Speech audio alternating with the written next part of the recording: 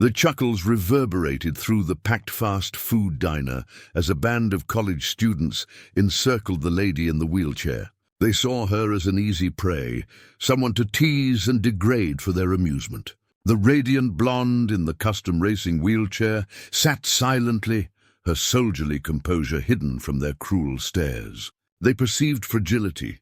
They saw defenselessness. They had no inkling they were about to face the wrath of the United States Air Force's top aviators, and that her call-sign Falcon was forged in the fiercest skies over hostile lands. For more inspiring videos about our military champions, please take a moment to subscribe to our channel. Your support fuels our mission to share these vital tales. Emily Carter, 28 years old, sat perfectly still by the wide window of Joe's Burger Shack, watching the afternoon traffic stream past on the highway.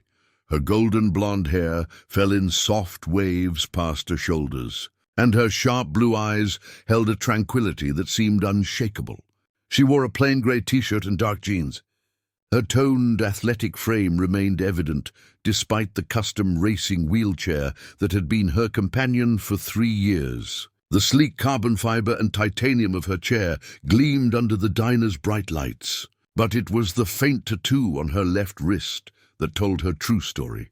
A pair of wings with the call sign Falcon etched below in graceful script. Emily had chosen this seat deliberately. It offered clear views of all entrances, kept her back to a solid wall, and provided swift access to the service exit and main door. Old instincts lingered, especially those that kept you alive at 30,000 feet above enemy terrain. The diner was her sanctuary, a slice of ordinary American life she'd fought to defend in Theskes over 3 nations. Here, she could order a burger and fries, read a novel, and pretend for a few hours she was just another patron, not a decorated combat aviator with more classified missions than most have job interviews. But today her peace was about to shatter.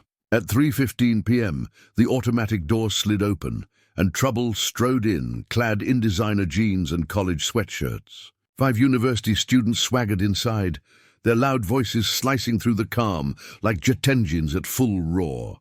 They were the sort who thought the world spun for their entertainment, young men who'd never faced real consequences.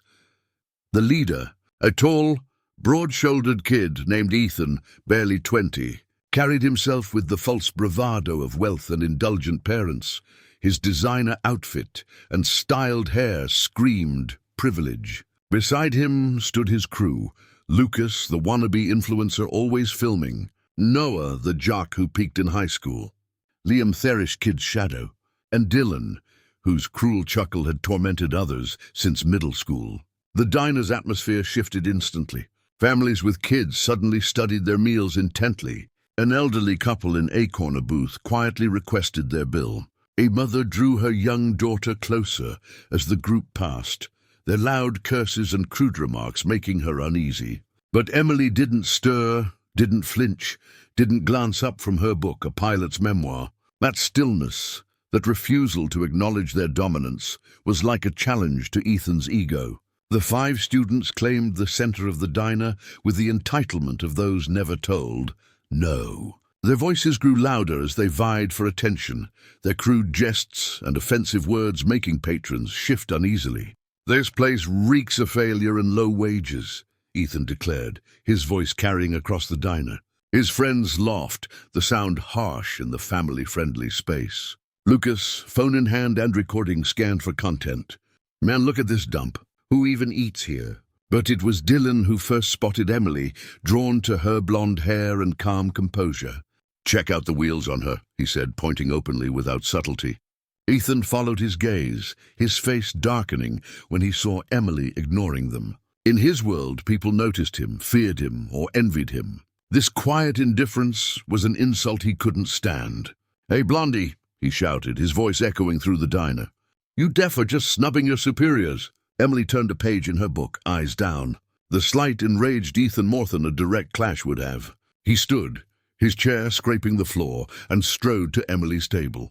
Up close, he noticed her perfect posture, the careful placement of her hands, the way her stillness signaled readiness. Not relaxation, but he focused on the wheelchair and the small flag pin on her collar, dismissing both as props for pity. "Well, well," he said, his voice dripping with fake sympathy.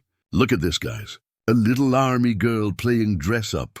His friends joined him, forming a semicircle around Emily's table. Other patrons watched nervously, too scared to act but tunable to look away.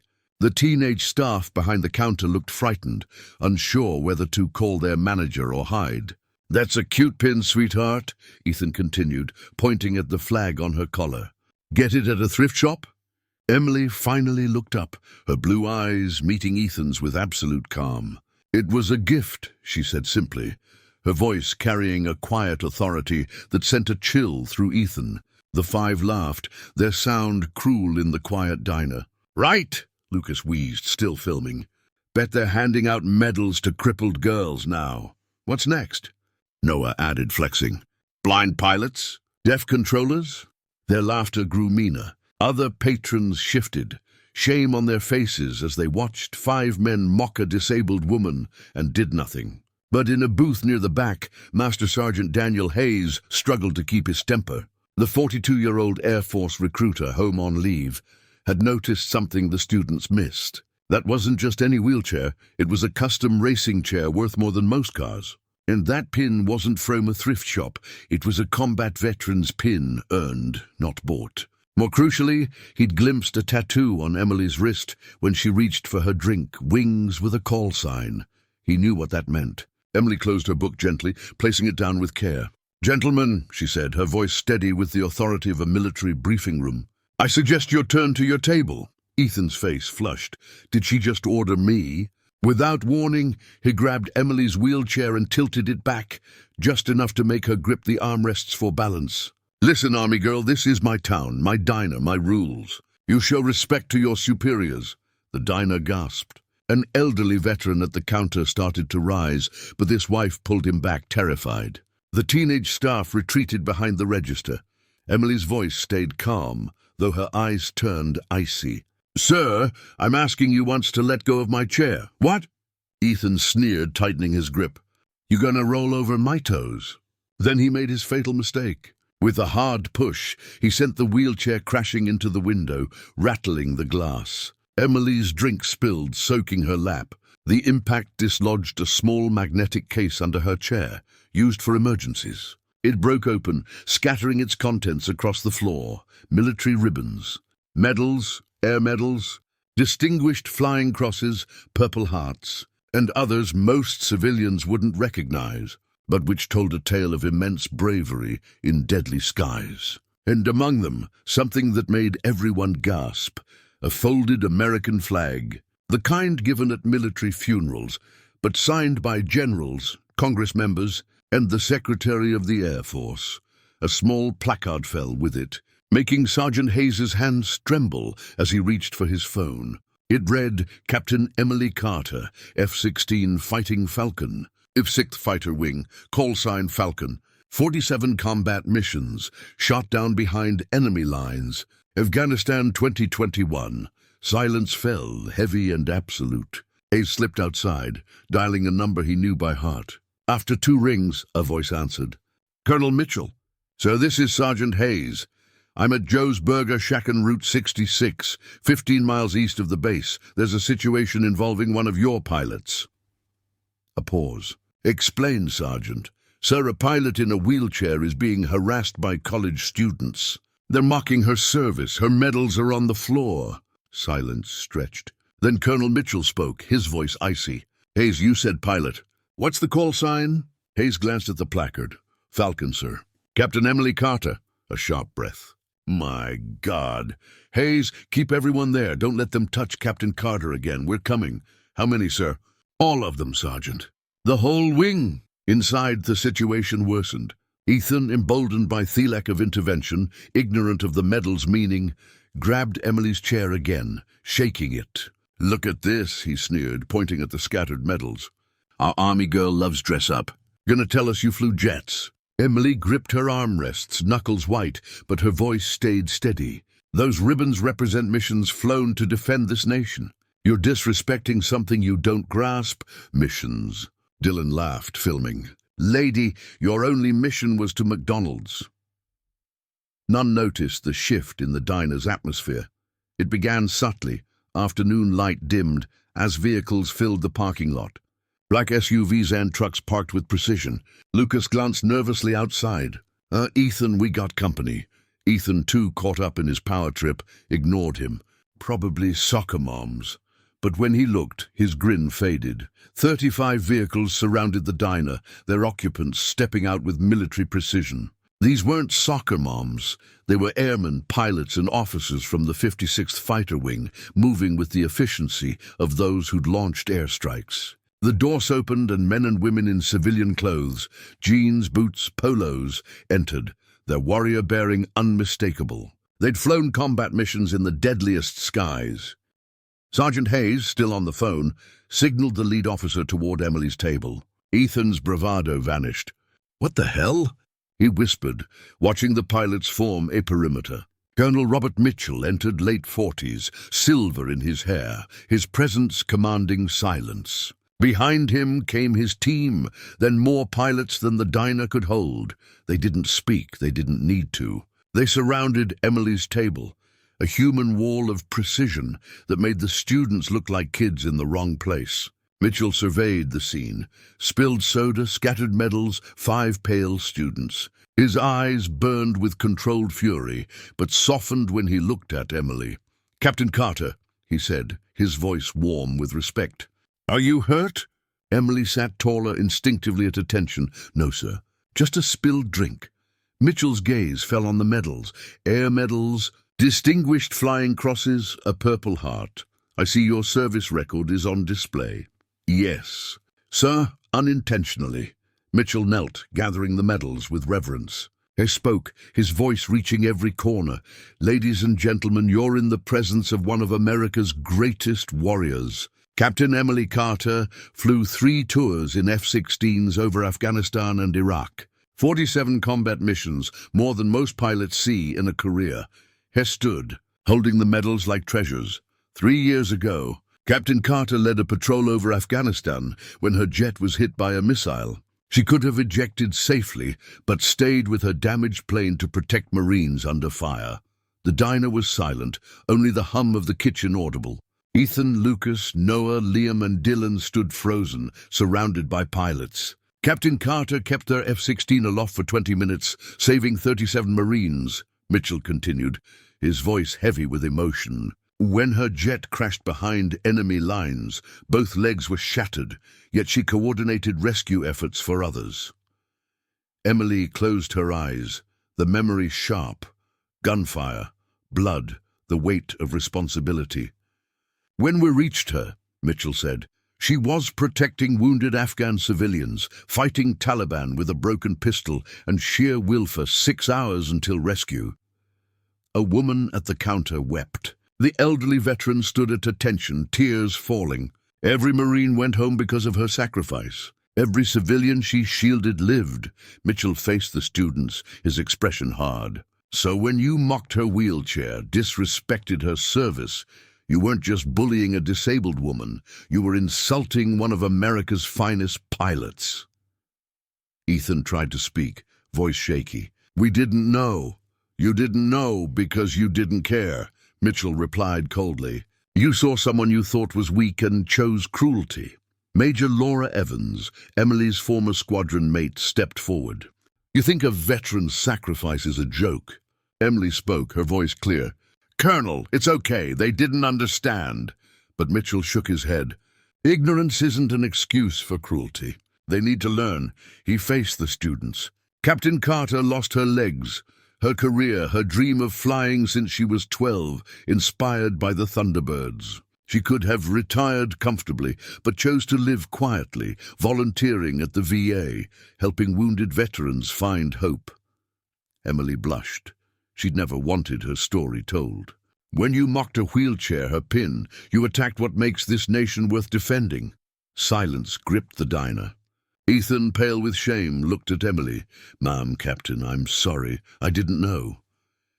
"If you had known," Emily replied calmly, "would you have treated me with dignity? Why does it take my service record for you to show respect?" The question hung heavy. Mitchell stepped closer. Here's what happens now. You apologize to Captain Carter properly, pay for every meal here today, then leave and never return. And if we don't? Liam asked, feigning boldness. Mitchell smiled coldly. You'll learn why pilots are the tip of the spear. We don't threaten, we eliminate targets. The words landed like a precision strike. Ethan pulled out his wallet, hands shaking, placing bills on Emily's table. Captain, I'm truly sorry we were wrong. His friends followed, offering apologies. Emily wheeled closer, meeting their ears. This wheelchair isn't weakness, it's sacrifice. Every veteran, whether in a chair or with invisible wounds, gave something for your freedom to eat here in peace. Next time you see someone who looks different, remember this. You don't know their battles or their costs. Lucas, tears falling, nodded. Yes, ma'am. We'll remember. Mitchell watched with pride. Even outnumbered, Emily commanded respect. The students left, their swagger gone, replaced by shame. At the door, Ethan turned. Captain, thank you for your service. I'm sorry for what you lost. Emily nodded, accepting with grace. The diner erupted in applause. Customers who'd stayed silent now stood, cheering. The elderly veteran approached. Ma'am, I flew Hueys in Vietnam. Your courage belongs in history books. Emily smiled. We all serve, sir. Your service matters as much as mine. The manager, tears in her eyes, hurried over. Captain, your meals are free forever. Sergeant Hayes saluted crisply. Captain Carter, it's an honor. Your reputation echoes through the Air Force. Emily returned the salute. At ease, Sergeant. Thank you for the call. Mitchell placed a hand on her shoulder. Captain, you don't need to hide who you are. The world needs heroes in all forms. Emily looked at the faces around her, filled with respect. Maybe you're right. Sir, as the pilots left, the diner returned to normal. But Emily was no longer just a patron. She was a hero, a warrior who gave everything and asked for nothing. The teenage staff refilled her drink, hands trembling. Ma'am, you're the bravest person I've met. Emily smiled. Bravery is doing what's right, even when afraid. Remember that. By evening, word spread through the town. Veterans, families, and youth visited Joe's to thank Emily or hear her story. She'd come seeking anonymity, but extraordinary people can't hide forever. Their light shines too brightly to be dimmed by injury or cruelty. Sometimes the world needs reminding that heroes live among us, moving through life with quiet dignity, carrying service with grace, and showing us what true courage is. Before you leave, share your story. Have you seen someone bullied and wished you'd spoken up? Have you been underestimated for looking different? Comment below. Your experience could inspire others. If this story touched you, if it showed heroes come in all forms, subscribe. Everyone deserves their story told, and to be seen for who they truly are. Emily's tale didn't end there. In the days that followed, her story spread beyond the small town, touching hearts across the nation. People began sharing their own experiences of overcoming prejudice, of standing up for others, of learning to see beyond appearances. Veterans reached out, inspired to share their own sacrifices. Finding strength in Emily's quiet courage, local schools invited her to speak. And she did, not as a hero seeking acclaim, but as a woman who believed in the power of resilience. Her words inspired students to treat others with kindness, to question their assumptions, and to recognize the unseen battles people carry. Joe's Burger Shack became a place of pilgrimage, where people left notes of gratitude for Emily and all veterans. The manager framed the placard that had fallen from her wheelchair, displaying it proudly near the entrance. Ethan and his friends, humbled by the experience, began volunteering at a local veterans center, learning about the sacrifices made for their freedoms. They shared their story online, admitting their mistakes and urging others to think before judging. Emily continued her work at the VA counseling veterans, helping them find purpose after loss. Her wheelchair, once a source of shame for her, became a badge of honor, a reminder that strength isn't measured by physical ability, but by the heart's resolve. The Air Force honored her with a formal ceremony, recognizing her not just for her past missions, but for the courage she showed in that diner. Colonel Mitchell, speaking at the event, called her a beacon for us all. Proof that heroism doesn't end when the uniform comes off. Emily's story became a movement, a call to see the invisible wounds of veterans, to honor their sacrifices, and to build a world where respect is given freely, not earned through confrontation. Her legacy grew, not because she sought it, but because her light was too bright to be hidden. And so we ask you again, have you ever stood up for someone who needed it? Have you ever been judged unfairly? Your story matters. Share it below. And let's inspire each other to see beyond the surface, to honor the heroes among us, and to live with the courage Emily showed every day.